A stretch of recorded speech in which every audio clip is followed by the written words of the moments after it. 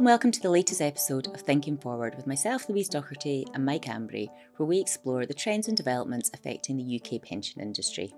This is our second episode in the Future of Retirement Income series, and I'm absolutely delighted to be joined again by Claire Altman.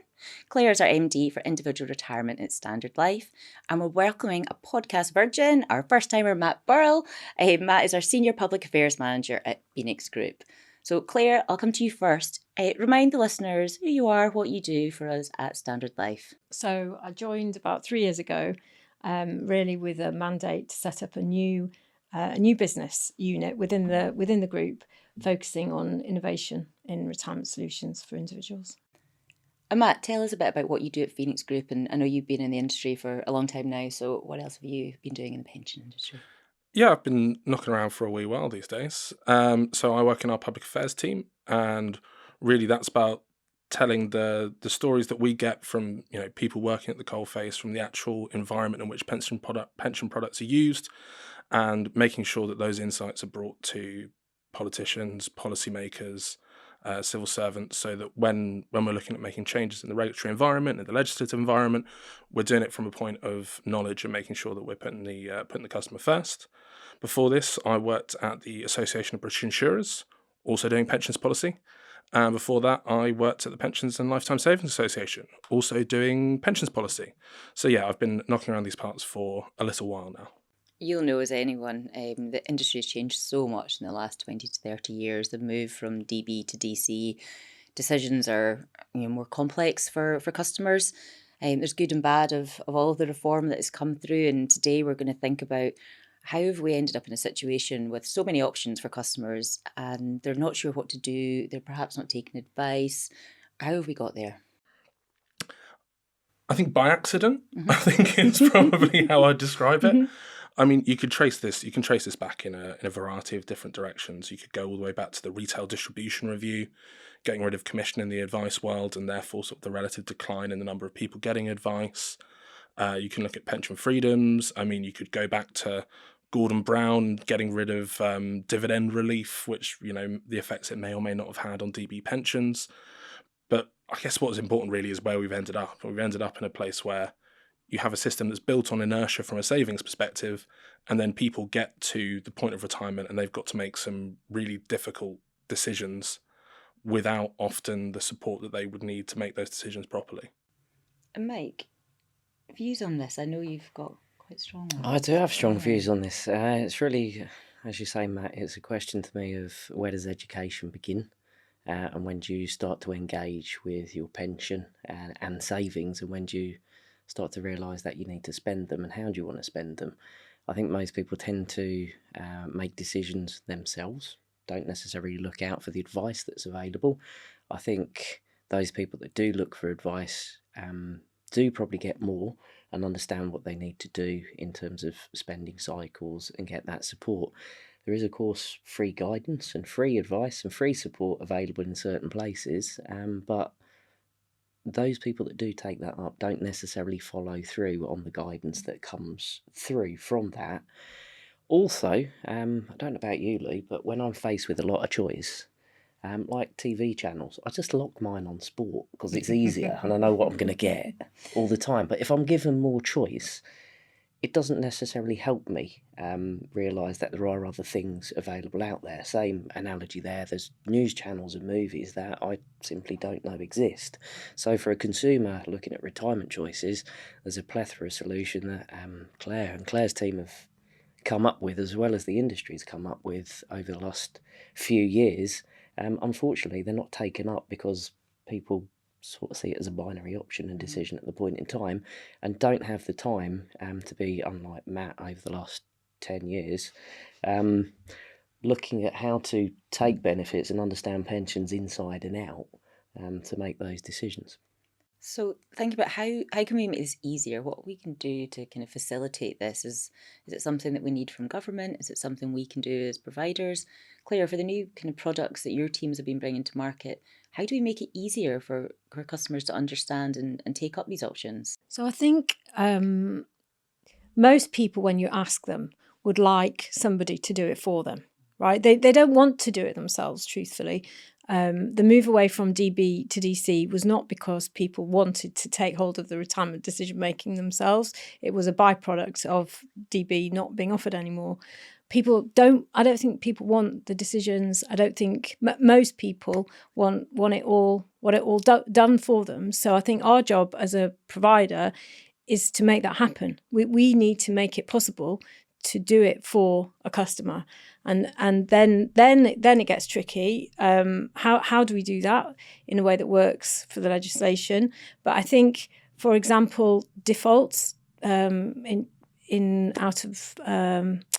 out of schemes can go a long way, and they don't just have to have one default. You could have a few defaults for different cohorts of members, and then people could be helped to choose the right default for them. So the changes that are being proposed with targeted support and simplified advice, all of that can be used to help direct people into the right bucket for them. And Matt, any kind of comments on that? What do we need from the government to make it easier for people and for us to make it easier? I think the one thing I would say, because you've got to give government and sort of policymakers credit where credit's due, is that I think they really are grasping this particular nettle at the moment, and they're looking at the sort of the policy environment that's emerged as not being one that they would 100% be comfortable with if they were designing something from scratch. It's very difficult as well, because you're sort of you're sort of redesigning a plane mid-flight, and people are retiring all the time. It's a constant stream, and so trying to make these changes in a way that industry can implement that supports people is difficult, but I think they are trying to do it. The two key things that I'm looking at the moment are, as Claire mentions, the idea of trustees having to provide some retirement options that they think are suitable for the people within their scheme, having sort of a bit of a look at the demographics of the members that they hold, and coming up with solutions that broadly match their needs. And also some of the quite exciting work that the FCA and Treasury are doing on the advice guidance boundary review, and trying to, again, move away from binaries, move away from, is this going to be full holistic advice, or will it be sort of just depersonalized information, and trying to create that middle way to provide that bit more support for people. And that should be happening. There's a lot going on. I think we're expecting more from the FCA this year about advice and guidance. There's a pensions bill next year, which could see some of this going in. So I think there is movement in this space, because I think what people recognise is it's not about necessarily getting the perfect solution for everyone. It's about getting people to a place where they can retire safely. And it's quite a unique position where you can do yourself a lot of irreversible harm by making bad decumulation decisions, incurring massive tax charges, putting all of your money in a bank account and letting it erode by inflation. There aren't many other times in your life when you are in such risk of damaging yourself in a way that you can't really come back from. So is it worth just highlighting that unexpected tax windfall that the Treasury did get from Freedom and Choice, because so many people are withdrawing all of their savings as cash, which kind of makes sense, right? Because people know what cash is, they understand it, they see a number, and they think it's like a bank account and they can just take it out. But I think the number's something like a third of people are taking all of their savings out as cash, and it's not really in their interests given the amount of tax that they have to pay. I think it's one of those really difficult things, right? Because you look at those FCA statistics that they publish about what the most popular forms of access are. Is it full encashment? Is it drawdown? Is it the lesser known UF plus? And because these are just single data points, you can't. It sort of is. There's correlation, causation. What are we 100% seeing here? But the sort of the circumstantial evidence is pointing towards people wearing down their savings pretty quickly. And I think it's really good that government is sort of grasping this and saying, hang on, this can't be allowed to go on in perpetuity. Otherwise, you're going to see a situation where a lot of people get to a certain point of retirement and have no money and become dependent on the state. I just want to change tact a little bit. Claire, I'm going to ask you. So I think advisors have done a really good job in involving propositions, started to look at different products that have come available to market. They also reflect on financial personalities and start to look into that lens. I guess there's a bit of behavioural science coming in here, where I sort of view where we spoke before about, and Matt spoke before about, the drawdown and annuitisation being binary options. They're not, right? So No. how do we No, change they're that? absolutely not. Well, I think they are changing. And as you say, advisors are, the ones I've spoken to, massively interested in what they can do for their clients. Rates are very attractive at the moment, likely to stay relatively high for a while. And so advisors see very much the benefit of the guaranteed income that you could get from an annuity. But mixing that with drawdown, because obviously that does give flexibility and also allows for growth. And the key thing then is that rates improve as you get older. So if you buy a little bit of annuity to start with, doesn't mean that's it, you're stuck with only a little bit. You obviously can increase. So by the time you're, 80, 85, you might be 100% annuitised. But you've had the benefit of growth from drawdown in the earlier years. So what we're talking about there is a true flexibility in spending, for a consumer to be able to vary products, to vary spending to needs in their sort of life cycle. Absolutely. And I think that's one of the reasons why it's so good for people to have, call it targeted support or simplified advice or full advice, but some help, because trying to do that on your own, massively hard. And then secondly, if there's trustees who have built these strategies for people to adopt, then it's just a much more straightforward process for somebody really to get the benefit of all that there is available. Completely. Matt, so where are we? What have you actually been doing in terms of decumulation options? And to not put words in Claire's mouth, and you can correct me on them, but I think probably trustees and fiduciaries that are running pension schemes and providers do probably know a little bit more than the general individual about these options. So how are we building decumulation options, and do you see a plethora of decumulation options coming in? So I think the way that I would see it first, if we're going to talk about correcting you, Mike, there was a point earlier when you said there was free advice out there, and there definitely isn't free advice out there. That's that's specifically forbidden in terms of how you would cross-subsidise that. But that's a small matter of correcting the record. The way that I would see it, and I'm quite a visual person. I like to think of these things as it's sort of a series of different safety nets, right? In an ideal world, everyone would get holistic financial advice, because it can be a wonderful thing where basically you talk to someone, you think about your sort of, it's not that far away from therapy, right? You think about your emotional wants and needs, what you want from life, and how you're going to be able to facilitate that with your financial assets. In an ideal world, everyone would get that. But we know that we do not live in an ideal world, and we're probably around 8% of people getting that kind of support. So, okay, that's one safety net. At the moment, there isn't another one that sits underneath. What you probably want is another series of safety nets, one of which could be targeted support, which could allow people to use a bit of data and a bit of personalization about you to guide you to a place where you're likely to make a good decision. And then underneath that, again, if that's not going to be for everyone, you can also have these defaults that trustees and providers can put in place. And I think a lot of providers and a lot of trustees would like to do this, but it's one of those weird things where if you have a duty to do it, you can do it with less liability. So you're not just doing it off your own back. You're not doing it, you're not making that active choice. If you're fulfilling a regulatory obligation by doing it, you can do that bit more. And what I'd love to see as well is there's a bit of, get very nerdy here, around perimeter guidance, or PERG, as it's known. There's probably there's a purgatory joke knocking around there, but that defines what is and is not advice.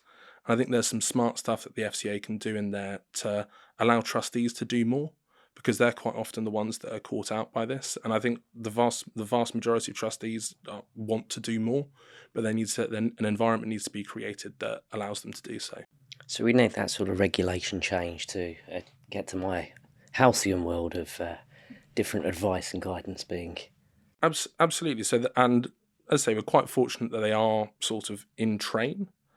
And the way that I see it is what this is fundamentally about. It's about reducing harm and reducing the likelihood of harm.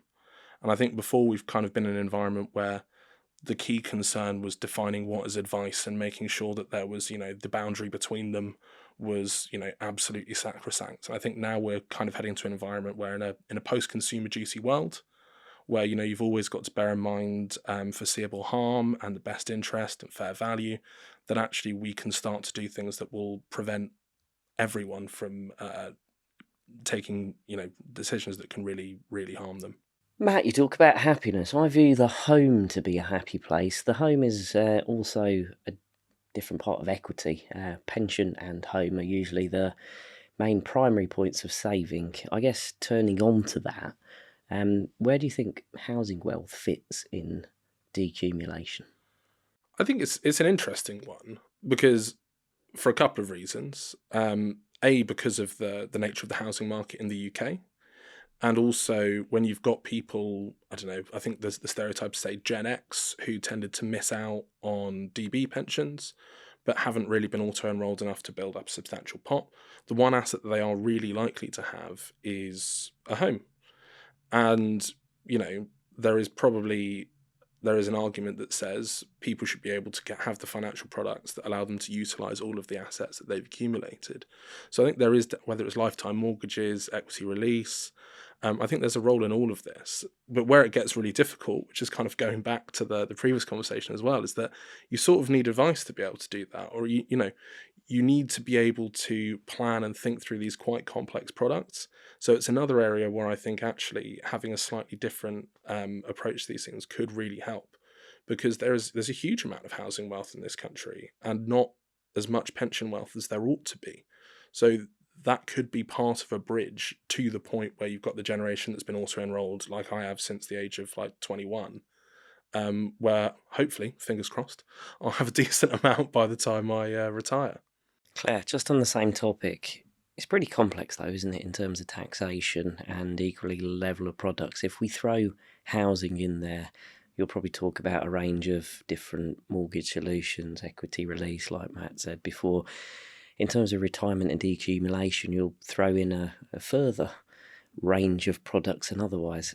What do you really think a consumer should be thinking with regard to all of these products? So I think Matt's completely right. I mean, it will be an essential part of many people's wealth, and to ignore it is not going to work, right? So there has to be a way that people can properly access it in the right way, and in terms of the order, so that there's a right way and a wrong way of doing it, and you want to make sure you do it the right way, so you're not paying tax really unnecessarily. There's an interesting angle here for technology, I think, as well, and as tech solutions begin to bridge the gap, I think, for some of this stuff, it will get easier to provide the advice at a cost point that people can afford. And linking on to that, before Lou comes to a final question, be amazed by her crystal ball when she gets that final question out there. It's really in terms of mass market product as financial advice. Do you think it will come to the fore again? Do you think people will start as a whole population going to that advice? Is it the availability of advisors first off, because that's been a constraint globally? We've seen a shrinkage of number of qualified advisors able to give suitable support dwindling. Do you think that will change? I was looking at recent research which is suggesting that most firms of advisors think that their client list is going to grow. So, and there's clearly a need, right? And Matt gets cross with me if I don't get the dividing line between targeted support and simplified advice. But the truth is, people need help, and increasingly they will need help. And whatever flavour it is, they've got to be able to access it in a way that works for them. And that must be the way forward. I can't see any other way of solving this one. No, cool. Moody Matt, then, obviously. Having an obsession with getting the right regulatory terms used in the correct place is not moody. It's just it's accurate. But fundamentally, beyond that, I agree with everything that Claire said. And look, there's this ideal world where everyone would sit down and plan out their financial future, but it's quite difficult, right? Humans aren't very good at looking more than 5 years ahead. It's why investment pathways are only for the next 5 years, because cognitively we struggle to get beyond that. And pensions are, ultimately a little bit to do with death. And no one really wants to think about it, and no one wants to think about what's going to happen in, when you're 75 and you might not be. I mean, my dad's only 75 and he's doing all right, but when you aren't able to do what you used to be able to do. So yes, there does need to be a way of providing that kind of support, but also a recognition that we're not going to get it right in every circumstance, and making sure that there are those safety nets that can protect people that don't do that. Cool. I think for once my dad's going to be happy that I've not spoken about him in the pod, and it's you speaking about your dad today, because I keep getting told off on that one. Finishing off, we always have a crystal ball question. So listening to you both today, we've talked a lot about personalised defaults at retirement. So I've got my crystal ball out and have a look in. Is it going to work? Are people going to get better outcomes? And how long might it take? Just killer question at the end. Killer question. Well, see, the thing is that normally we're told never to make predictions about these things and make hostages to fortune. But I'll try and do my best. Okay, you could say that there's a pensions bill next year. They might choose to put something in that. You've got the normal parliamentary timetable in terms of how long it takes it to get through. Then presumably secondary legislation. This gets into very boring technical parliamentary stuff. But I think in the next couple of years, you could see the process of building these retirement defaults come. And I think there's also other exciting things going on around open data, which I won't spoil the party on, because I know I'm talking to you about that in the next one, that could make advice back to being something that a lot of people can get once you get that efficiency of data gathering, so that advisors are doing the good bit, which is talking to people and planning and that sort of thing, rather than engaging on then having to gather data. So I'm quietly optimistic is how I describe myself without committing to a timeline. Okay, accurate.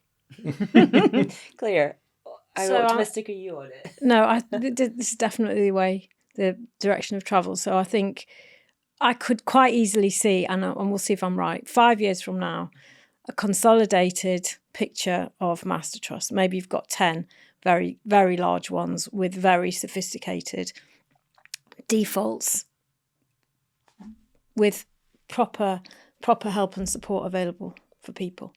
That doesn't seem to be too weird.